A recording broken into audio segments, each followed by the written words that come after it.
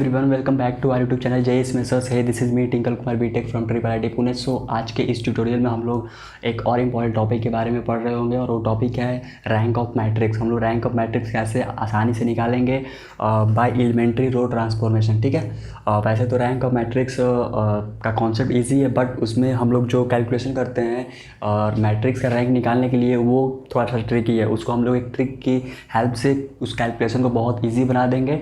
सो हम लोग देखेंगे कि कैसे हम लोग रैंक ऑफ मैट्रिक्स निकालेंगे। ठीक है, सो लेट्स स्टार्ट। तो पहले तो रैंक ऑफ मैट्रिक्स हम लोग डिनोट किससे करते हैं वो देख लेते हैं। हम लोग ये रो ए से डिनोट करते हैं। ठीक है, रैंक ऑफ मैट्रिक्स जो maximum rank of matrix can be, मतलब कि किसी भी मैट्रिक्स का मैक्सिमम रैंक कितना हो सकता है, जितना उसका ऑर्डर होगा। ठीक है, मैक्सिमम जितना उसका ऑर्डर होगा n के बराबर हो सकता है। अगर 4x4 का है तो 4 हो सकता है, 4x3 का है तो मैक्सिमम 4 ऑर्डर हो सकता है। ठीक है, रैंक ऑफ मैट्रिक्स क्या होता है, कैसे निकालेंगे? ये जो होता है number of non zero row after elementary row transformation. ठीक है, जैसे एग्जांपल लेते हैं कि ये एक मैट्रिक्स है। ठीक है, इसमें रो कितना है, 1 2 3, ये 3x3 का मैट्रिक्स है।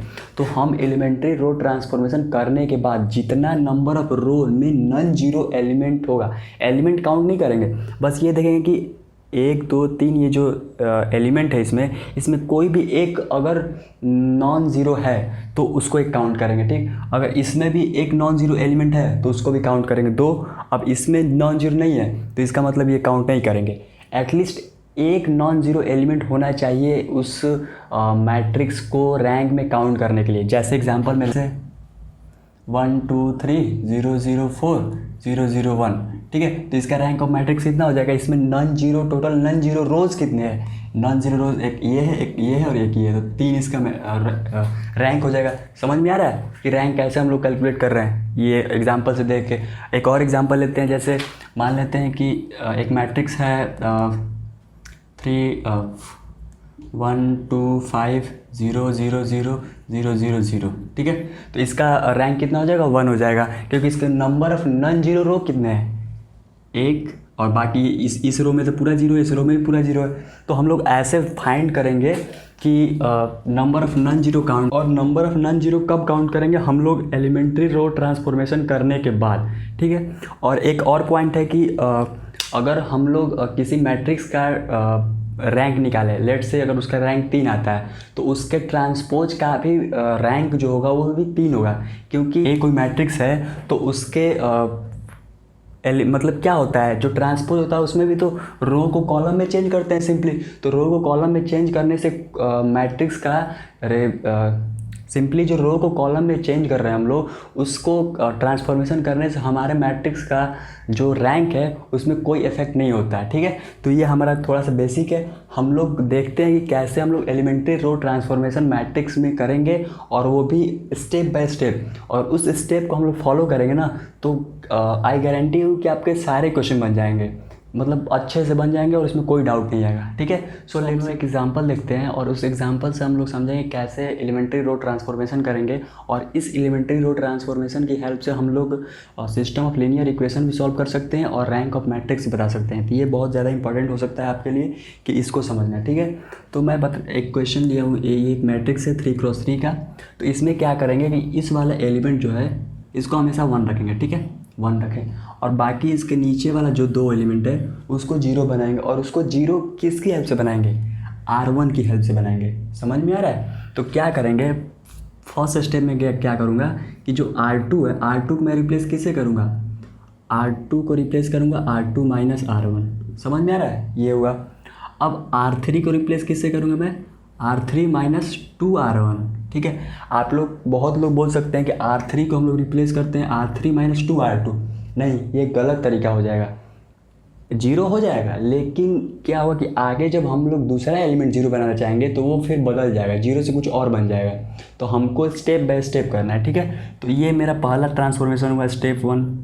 तो स्टेप 1 के बाद क्या हमारा मैट्रिक्स बनेगा? ये -1 हो जाएगा। ठीक है, ये हमारा हुआ। अब दूसरा स्टेप क्या है? स्टेप 2। स्टेप 2 हमारा ये है कि अब हमको इसको 0 बनाना है। और इसको 0 हम लोग कौन से रो के हेल्प से बनाएंगे? हमेशा याद रखना है, हम लोग को जीरो इसके ऊपर वाले रो से बनाएंगे, मतलब इसके हेल्प से बनाएंगे। समझ में आ रहा है? अगर हम इसके हेल्प से भी जीरो अगर बनाने की कोशिश करेंगे तो फिर ये वाला जो जीरो है, ये वाला, ये गड़बड़ हो जाएगा। जैसे एग्जांपल लेते हैं कि कोई बोलेगा कि R3 को हम लोग डायरेक्ट R1 से घटा देते हैं, ठीक है, माइनस कर देते हैं, तो ये तो जीरो हो जाएगा, लेकिन ये जो है -1 हो जाएगा।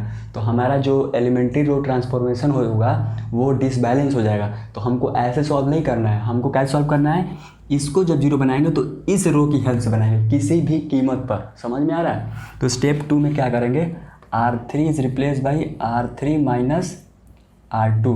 तो हमारा क्या हो जाएगा अब 1 0 0 2 2 0 3 -1 0। तो इस केस में हम देख रहे हैं कि हमारा total number of non zero रोज कितने आ रहे हैं, एक ये है और एक ये है। तो इसका रैंक ऑफ मैट्रिक्स कितना होगा, 2 हो जाएगा। समझ में आ रहा है? ये एलिमेंट्री रो ट्रांसफॉर्मेशन करने का तरीका हुआ। अब एक और एग्जांपल देख लेते हैं कि उसमें हम लोग इसी मेथड को, इसी तरीके को कैसे अप्लाई करेंगे जिससे हमारा आसानी से रैंक ऑफ मैट्रिक्स आ जाएगा। ये एग्जांपल है, आई होप आपको दिख रहा होगा। तो ये एग्जांपल है, तो इसमें हमारा स्टेप 1 क्या होगा, हमारा स्टेप 1 होगा कि ये तो 1 है, ठीक है, इसको और इसको जीरो बनाना है। तो देख रहे हैं कि ये 2 जीरो है, तो हमको इसको जीरो बनाना है। तो पहला स्टेप में मैं क्या करूँगा कि R3 is replace by R3 minus R1। मैं ये कर दिया। मैं इसके हेल्प से नहीं, मैं उस पहले वाले रो के हेल्प से ही उसको जीरो बनाऊंगा।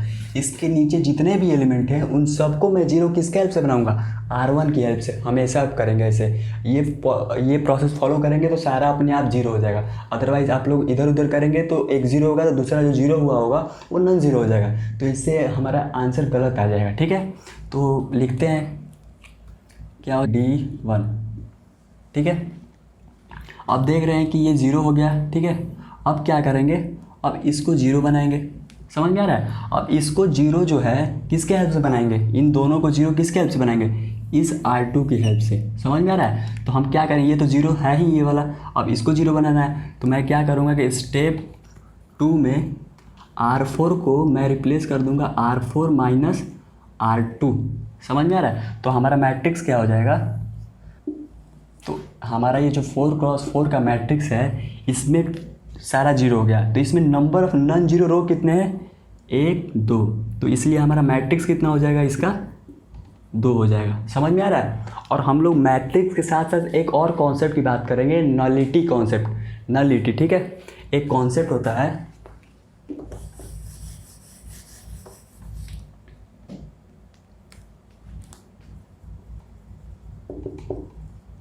नलिटी का कॉन्सेप्ट। क्वेश्चन में ये भी पूछ सकता है कि अगर मैट्रिक्स, रैंक ऑफ मैट्रिक्स, तो वो हम लोग निकाल लेंगे। अगर नलिटी पूछेगा तो उसके लिए भी हमको रैंक ऑफ मैट्रिक्स निकालना जरूरी है। क्यों? क्योंकि जो फॉर्मूला होता है वो nullity plus rank of matrix equal to order of matrix, ठीक है। तो इस केस में हमारा ऑर्डर ऑफ मैट्रिक्स कितना है, 4 है। इसमें नलिटी x मान लेते हैं और रैंक ऑफ मैट्रिक्स कितना है, 2 है। तो x बराबर कितना हो जाएगा, 2। तो हमारा नलिटी 2 हो जाएगा। तो हम लोग सारे मैट्रिक्स में एलिमेंट्री रो ट्रांसफॉर्मेशन करने के बाद हम रैंक निकाल लेंगे और रैंक के बाद ये नलिटी भी निकाल सकते हैं, ठीक है। तो एक और बेहतरीन एग्जाम्पल देख लेते हैं जिससे हमारा ये जो प्रोसेस है, स्टेप बाय स्टेप करने का प्रोसेस है एलिमेंट्री रो ट्रांसफॉर्मेशन करने का, वो अच्छे से क्लियर हो जाएगा। सो एक और बेहतरीन एग्जाम्पल करते हैं जो मैं लिया हूँ 4x4 मैट्रिक्स का। इससे आपको अच्छे से क्लियर हो जाएगा कि हमको कैसे एलिमेंट्री रो ट्रांसफॉर्मेशन करना है, जिससे हमको नलिटी भी फाइंड कर लेंगे और मैट्रिक्स का रैंक भी फाइंड कर लेंगे, ठीक है। Let's see.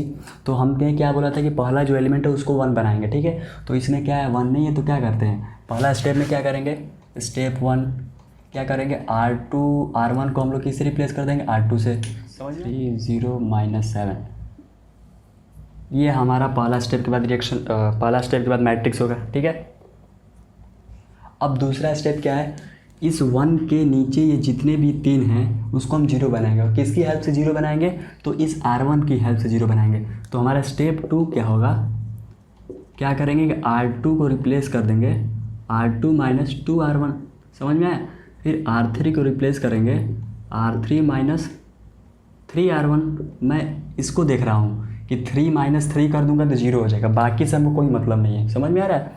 अब R4 को क्या करूँगा, अब 6 है तो 6 से 6 माइनस करेंगे तब जीरो होगा। तो R4 माइनस 6 R1। समझ में आ रहा है? तो ये करने के बाद हमारा जो मैट्रिक्स बनेगा वो कुछ ऐसा होगा। हमारा स्टेप 2 का मैट्रिक्स हुआ, ठीक है। अब क्या करेंगे, अब इन दोनों को जीरो बनाएंगे, ठीक है। इन दोनों को जीरो बनाएंगे, समझ में आ रहा है? तो इन दोनों को जीरो हम लोग किसकी हेल्प से बनाएंगे, इस रो नंबर 2 की हेल्प से बनाएंगे। समझ में आ रहा है? तो हम लोग क्या करते हैं ना कि जब भी ये मतलब कि ऐसा नंबर मिल जाए जिसको डायरेक्ट मल्टीप्लाई करके ना माइनस करे, तो हम लोग क्या करते हैं कि जो ये 4 है ना, इसमें 4 से मल्टीप्लाई कर दो और इसमें जो ये वाला नंबर है उससे मल्टीप्लाई कर दो 5, तो क्या हो जाएगा, ये दोनों इक्वल हो जाएगा। अब फिर डायरेक्ट माइनस कर देंगे। समझ में आ रहा है मैं क्या बोला हूँ? मैं बोला हूँ कि इसको 4 से मल्टीप्लाई कर दो तो ये 20 हो जाएगा, इसको 5 से मल्टीप्लाई कर दो तो ये 20 हो जाएगा। दो कुछ लोग ऐसा भी करते हैं कि क्या करेंगे, इसको हम लोग क्या करते हैं, इसको 4/5 से मल्टीप्लाई करेंगे। तो 4/5 से मल्टीप्लाई करेंगे तो आप ही बताइए कि हमारा कैलकुलेशन हार्ड होगा कि नहीं होगा? हार्ड हो जाएगा, ठीक है। तो सिंपली क्या करते हैं, इसको जस्ट अपोजिट वाले से मल्टीप्लाई करके इक्वल कर दो, डायरेक्ट माइनस कर दो, सिंपल। तो हमारा नेक्स्ट स्टेप में क्या होगा, मैट्रिक्स। तो मैंने बताया कि इन दोनों को जीरो हम लोग किसकी हेल्प से करेंगे, इसकी हेल्प से करेंगे, रो 2 की हेल्प से करेंगे। तो अब रो 2 की हेल्प से करेंगे तो क्या करेंगे हम लोग ना, अब इसको जीरो बनाना है तो क्या करेंगे, इसका मल्टीप्लाई इसमें करते हैं और इसका मल्टीप्लाई इसमें करते हैं, तो ये भी 20 हो जाएगा, ये भी 20 हो जाएगा। समझ में आ रहा है? तो डायरेक्ट माइनस कर देंगे तो हो जाएगा। तो हमारा स्टेप 3 क्या होगा कि R3 is replace by 4 5R3 minus 4R2, ठीक है। ये हुआ। अब R4 को इसको भी जीरो बनाना है, तो इसको जीरो बनाना है तो किसकी हेल्प से बनाना है जीरो, R2 के हेल्प से बनाना है। तो अब क्या करेंगे कि इसमें 9 से मल्टीप्लाई करेंगे और इसमें 5 से मल्टीप्लाई करेंगे। समझ में आ रहा है मैं क्या बोला हूँ? जैसा मैंने इन दोनों में किया है वैसा ही मैं इन दोनों में भी करूँगा, ठीक है। क्यों? क्योंकि मैं बोला हूँ कि इसको जीरो इसके हेल्प से ही बनाना है। समझ में आ रहा है? तो नेक्स्ट स्टेप क्या होगा, R4 को रिप्लेस करेंगे किससे हम लोग, 5R4 माइनस 9R2। समझ में आया? ये हमारा स्टेप हुआ। तो हमारा जो रिजल्टेंट मैट्रिक्स होगा वो हम लोग यहाँ पे लिख लेते हैं, ठीक है। तो ये हो जाएगा 1 -1 -2 -4, ये हो जाएगा 0 -5 3 7, ठीक। अब ये हो जाएगा 0। अब ये कितना हो जाएगा, ये कितना हो जाएगा आपको मैंने से पहले मैं मैट्रिक्स लिख लेता हूँ, ठीक है। 4 से मल्टीप्लाई किया ना,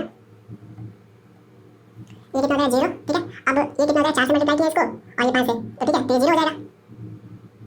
R3 रिप्लेस करना है ना, तो ये कितना हो जाएगा, 5 रहेगा, ये 3 रहेगा, 7 रहेगा। अब ये 0 है, अब इसको रिप्लेस किया R3 तो 5R3 मतलब 20 माइनस 4R2 20, तो कितना हो जाएगा 0 हो जाएगा। अब इसको रिप्लेस करना है 5R3 मतलब 45 माइनस 4R2 तो 12, तो कितना हो जाएगा, इसको माइनस करेंगे कितना हो जाएगा 33 हो जाएगा। अब इसको रिप्लेस किया इससे 5R3 तो 50 माइनस 4R2 28, तो कितना हो जाएगा, ये 28 22 हो जाएगा। अब ये 0 हो गया। अब R4 को कैसे रिप्लेस किया, 5R4 मतलब 45 माइनस 9R2, ये भी 0 हो गया, ठीक है। अब इसको 0 कैसे किया, अब इसमें R4 कैसे रिप्लेस किया, 5R4 मतलब कितना हो जाएगा 60 माइनस 9R2 तो 29 के 27, ठीक है। तो ये कितना हो जाएगा 33 हो जाएगा। समझ में आया? अब इसको करेंगे हम लोग 5R4 माइनस 9R2 तो कितना हो जाएगा 22 हो जाएगा।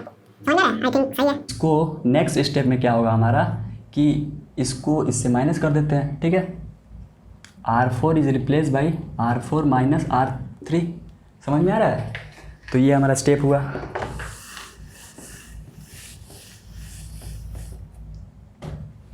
तो जो हमारा रिजल्टेंट मैट्रिक्स होगा 1 -1 -2 -4 0 5 3 7 0 0 33 22 0 0 0 0, ठीक है। तो ये हुआ 4 × 4। तो अब बताइए कि इसमें number of total non zero row कितना है, 1 2 3। तो इसका मैट्रिक्स का रैंक कितना हो जाएगा, रो ए बराबर 3 हो जाएगा। समझ में आ रहा है? अब नलिटी कितना हो जाएगा, वैल्यू 1 हो जाएगा, क्योंकि टोटल मैट्रिक्स का कितने क्रॉस कितने का 4 × 4 का है, तो मैक्सिमम कितना है 4 है, तो 4 - 3 करेंगे तो 1 आ जाएगा। तो ये तरीका हुआ एलिमेंट्री रो ट्रांसफॉर्मेशन करने का, ठीक है। और ये तीसरा वाला ज़्यादा इंपॉर्टेंट था क्योंकि इसमें हम लोग कैसे नीचे वाले को जीरो ऊपर जस्ट ऊपर वाले से बनाएंगे। समझ में आ रहा है? और उसके नीचे वाले को जीरो जस्ट उसके ऊपर वाले से बनाएंगे। क्लियर हुआ है मैं कैसे किया हूँ, ठीक है। तो आई होप आपको ये अच्छे से समझ में आया होगा, और जो भी प्रॉब्लम होगा या जो भी चीज़ समझ में नहीं आया होगा वीडियो कमेंट में प्लीज़ उसको लिखिए, और वीडियो कैसा लगा वो भी कमेंट में बताइएगा, और चैनल को सब्सक्राइब कर दीजिए और लाइक कर दीजिए, और बेल आइकन को प्रेस करना मत भूलिएगा। अदरवाइज़ मैं जब नेक्स्ट वीडियो डालूँगा, मैं नेक्स्ट वीडियो जल्दी ही अपलोड करूँगा, उसमें हम लोग पढ़ेंगे एलिमेंट्री रो ट्रांसफॉर्मेशन से ही इसका नंबर ऑफ सॉल्यूशन कैसे फाइंड करेंगे, वो इनकन्सिस्टेंस है या कंसिस्टेंस है या नो सॉल्यूशन है, इनफाइनाइट सॉल्यूशन है, कैसे आइगन वैल्यू के बारे में बात करेंगे।